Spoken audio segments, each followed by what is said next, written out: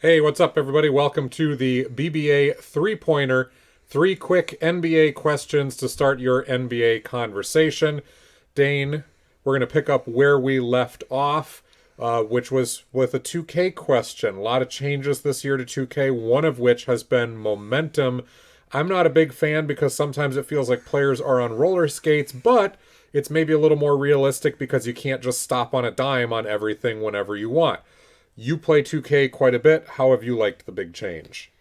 I personally enjoy it. The My Careers have a lot more momentum to it, especially 2K19, which is the one that I played in my career, especially. And it has a lot of similarities to the new mechanics for momentum. Do you feel like it's overdone where players are in one direction and you can't stop, you can't change? Or the fact that they tied that a little bit better to a rating? So there are a few players who can stop on a dime, but other guys just feel like I said, they're on a roller rink. I think it is more realistic. Um, Okay. so, You got a question for me now.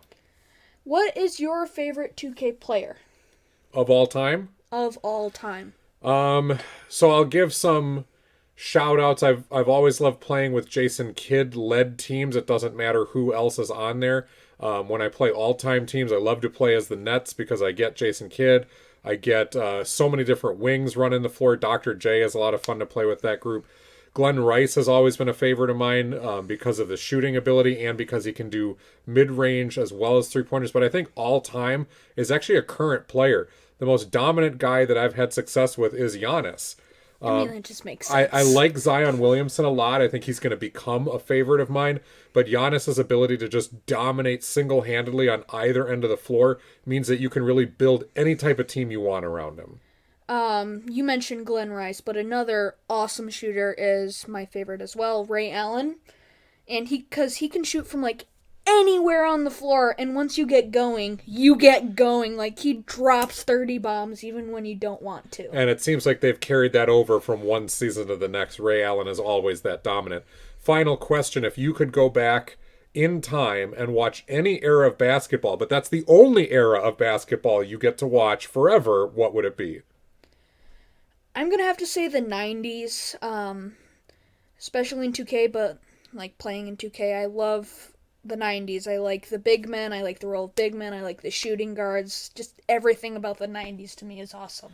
Well, I loved the 90s and I loved the bigs and love to watch them play. I don't think I'd want to watch it forever. You go back and watch a lot of tape from those games, and the highlights are great, but you realize how slow and lack of movement it was, and the lack of three pointers is fun. I'm going to cop out and say that the current era, maybe not quite so three-point shot happy over the last 3, 4 seasons, but within this era of time has been the most fun for me to watch. And if I had to watch it for the rest of time, as somebody who watched in the 80s, 90s, and 2000s, and 2010s, I would pick this one and I would be just fine with that. There you have it, everybody. That's your NBA three-pointer. We'll see you next time.